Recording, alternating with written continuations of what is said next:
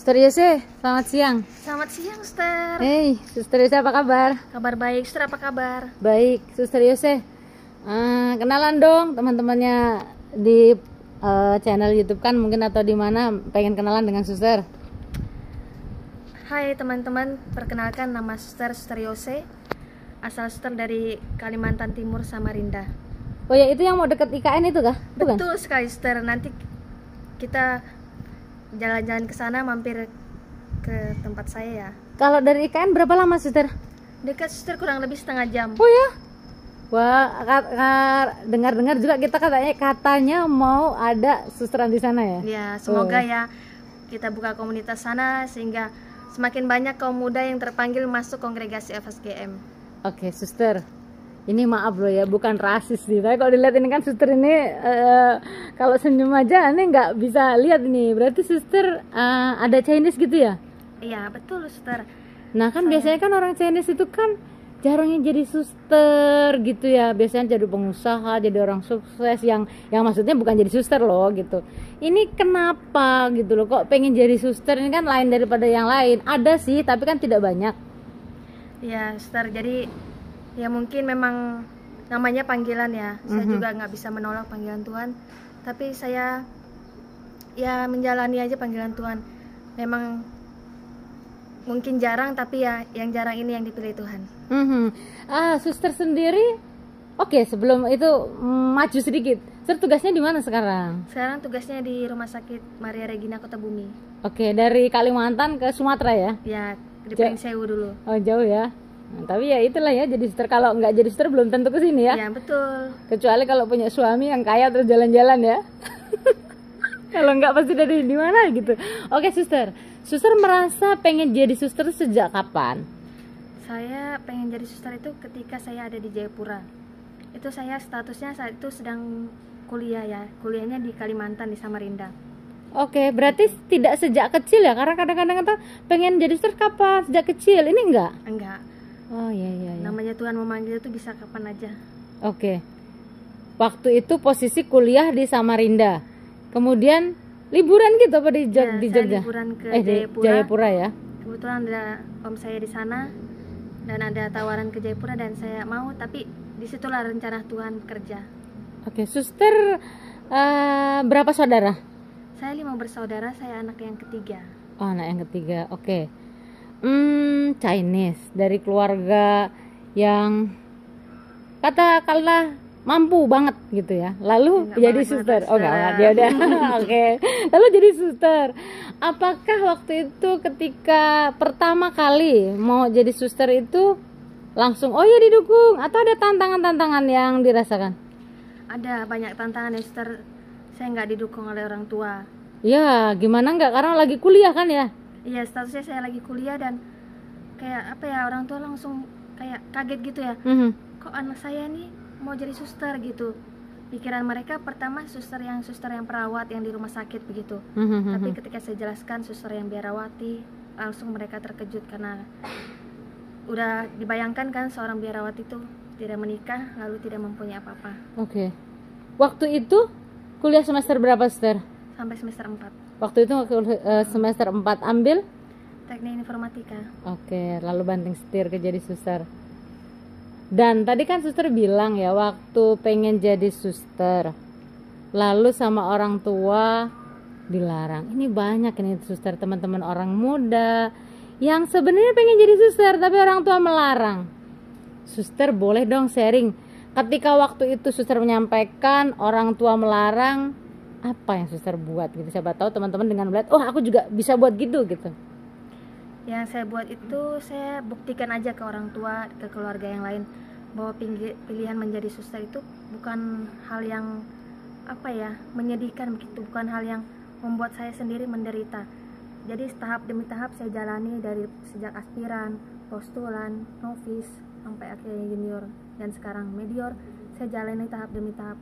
Saya hanya menunjukkan ke orang tua bahwa saya bahagia menjalani pilihan ini dan lambat laun juga orang tua akan bahagia dengan pilihan yang saya jalani saat ini. Tapi kan waktu itu kan ada ini, salah satu syarat jadi suster itu kan surat dari orang tua, izin orang tua. Itu gimana waktu itu? Waktu itu saya jujur saja saya tidak mendapatkan izin dari orang tua. Jadi Aha. saya hanya mendapatkan izin dari Romo Paroki di Jayapura. Jadi ketika dari Jayapura saya langsung berangkat ke Pringsewu. Saya tidak pulang dulu ketemu orang tua di Kalimantan. Oh, boleh ya gitu ya? Kalau bagi saya sih boleh-boleh aja ya, dan Oke. dari kongregasi juga tidak mempermasalahkan. Dan ya itu saya membuktikan, jadi ketika saya terima jubah ya suster, ketika kita postulan naik tahap menerima jubah, orang tua datang walaupun belum sepenuh hati Mhm. datang, tapi masih menawari ayo pulang yuk kayak gitu. Mhm. Tapi saya menunjukkan bahwa enggak mas, saya bahagia di sini begitu. Oke. Pertama kali ketika dilarang, apakah itu mematahkan semangat suster? Atau usaha apa yang suster lakukan ketika maaf Pak, mau jadi suster? Hah? Mereka kaget. Lalu suster buat apa? Ya pastinya nggak patah semangat ya, saya terus berjuang ya, berdoa pastinya kepada Tuhan, apa benar panggilan ini rencanamu Tuhan, tapi saya jalani. Dan saya bukan melawan dengan kata-kata keras, melawan orang tua, enggak, bukan begitu. Saya menjalani aja, saya bentuk perlawanan saya jalani tahap demi tahap dengan sukacita begitu. Saya menunjukkan bahwa pilihan yang saya jalani itu membuat saya senang, membuat saya bahagia begitu. Oke. Jadi datang ke susteran, tidak membawa surat, tapi komunikasi dengan suster ya? Iya. Dan bilang suster belum punya surat, belum ada, tapi tetap menunjukkan bahwa saya mau jadi suster, Iya. gitu ya.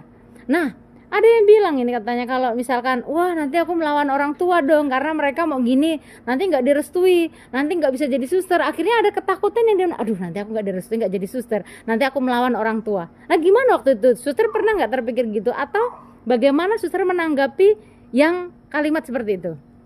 Kalau menurut saya bukan melawan orang tua ya, tapi ketika kan saya merasa saya udah dewasa gitu dalam hal memutuskan pilihan. Kalau saya tetap mengikuti keinginan orang tua, menikah sesuai dengan harapan orang tua, tapi saya tidak menjalaninya, saya menjalaninya dengan tidak bahagia, otomatis itu juga akan membuat menderita saya dan juga orang tua saya sendiri juga. Jadi ya, bagi saya itu bukan perlawanan, tapi saya memilih pilihan saya sendiri sebagai orang yang sudah dewasa, sebagai orang yang bisa memutuskan panggilan. Nah, apakah setelah suster masuk gitu lalu orang tua tiba-tiba langsung mendukung atau pelan-pelan, lalu gimana sekarang sampai sekarang? Otomatis nggak langsung mendukung ya. Mm-mm. Dari tahap demi tahap, dari aspiran, postulan, novis, junior itu pasti ada tawaran-tawaran untuk pulang. Tetap masih suruh pulang ya? Iya, tapi saya berusaha bertahan. Ini pilihan yang saya jalani, pilihan yang saya pilih sendiri tanpa paksaan dari siapapun ya. Jadi saya berusaha menunjukkan kebahagiaan dan sukacita di dalam biara. Dan memang sampai saat ini saya juga sangat-sangat bahagia di dalam biara. Oke, luar biasa. Sudah berapa tahun jadi suster? Kalau dihitung-hitung dari sejak aspiran sampai sekarang ya 10 tahun lah. Luar biasa. Nah ini mungkin suster juga bisa memberi himbauan, atau karena suster tadi sudah berbagi pengalaman untuk orang-orang muda yang seperti suster pengen banget jadi suster tapi nggak berani, apalagi udah sama mama papa nggak boleh, nggak dapet izin, gimana suster? Ya, bagi teman-teman muda yang merasa ingin menjadi suster tapi merasa masih bingung karena orang tua dan keluarga larang, bagi suster ya jalani dulu aja, kalian coba deh, nggak ada salahnya juga kok mencoba. Nanti kita lihat perjalanan selanjutnya, rencana Tuhan apa yang akan terjadi bagi diri kalian gitu. Untuk orang tua kan dulu gimana suster bilang sama orang tuanya, ini kadang-kadang nih suster gimana saya harus bilang dengan mereka karena mereka nggak boleh. Waktu itu apa yang suster katakan dengan orang tua? Dan untuk orang tua ya menurut saya orang tua juga harus berbesar hati ya, dan juga melarang anak-anaknya menjadi suster biarawati dan biarawati. Relakanlah anak-anak menjadi mengikuti panggilan Tuhan gitu.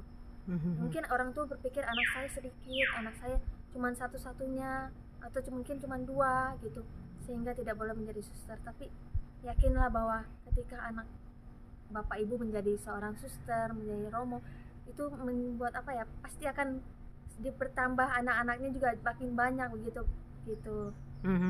Suster, orang tua melarang, lalu sudah kuliah tapi ternyata itu ditinggalkan. Apa sih yang membuat suster tuh merasa yakin banget mau jadi suster, atau apa yang buat suster tuh kok aku tertarik inilah daripada ini gitu. Iya, yang membuat saya tertarik itu gini ya, suster, kayak saya melihat suster-suster itu apa ya, kebersamaan di dalam persaudaraan itu sungguh kuat begitu, yang membuat saya tertarik. Karena saya merasa bahwa belum tentu ketika saya menikah begitu saya akan merasakan kebahagiaan seperti sekarang ini begitu ketika di dalam biara.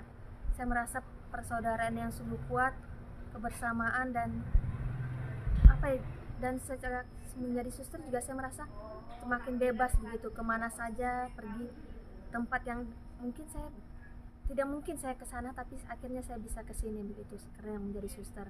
Itu yang membuat saya semakin bahagia. Oke. Kalau boleh mundur ke belakang sedikit, apa yang membuat suster, peristiwa apa yang sampai akhirnya oh ya aku mau jadi suster gitu kan? Selain bahwa tadi setelah ditemukan oh kebahagiaan itu kan setelah mengenal ya, setelah kenal suster, tapi mungkin ada peristiwa apa yang membuat suster oh yo ini. Kalau saya dulu kan wah karena saya itu ketemu sama anak seminari yang pulang gitu kan ya, lalu kamu jadi suster aja, oh iya deh saya jadi suster. Nah suster boleh sharing sedikit? Iya, jadi ketika itu saya melihat suster-suster yang di Jayapura ya. Oke. Saya melihat pelayanan para suster di Jayapura, pelayanan terhadap anak-anak di gereja maupun di luar, itu saya merasa tersentuh begitu. Saya merasa kok bisa ya para suster seperti itu, melayani dengan sepenuh hati, dengan rendah hati, tanpa takut dengan keadaan sekitar. Saat itu kan juga Papua, ketika saya di sana juga lagi apa ya, musim apa ya, kayak perang-perang begitu, tapi para suster tetap melayani di luar dengan sukacita tanpa ada rasa takut. Itulah yang membuat saya tertarik melayani seperti itu juga. Oke. Suster, mundur sedikit kembali ke orang tua melarang. Waktu pendidikan itu kan kita memang nggak boleh menghubungi orang tua ya. Paling kita boleh sih, boleh, tapi kita nggak boleh bawa HP gitu. Tapi kita boleh ditelepon waktu Natal, waktu Paskah gitu. Ada teman saya yang waktu itu tuh karena tidak direstui mereka tidak ditelepon, tidak di ini. Apakah suster juga begitu? Lalu perasaan suster waktu itu bagaimana? Atau memang mereka juga telepon karena suruh pulang terus pulang gitu? Ya itu kan saat kayak gitu pasti HP di pembimbing ya, suster. Teleponnya ke pembimbing kita.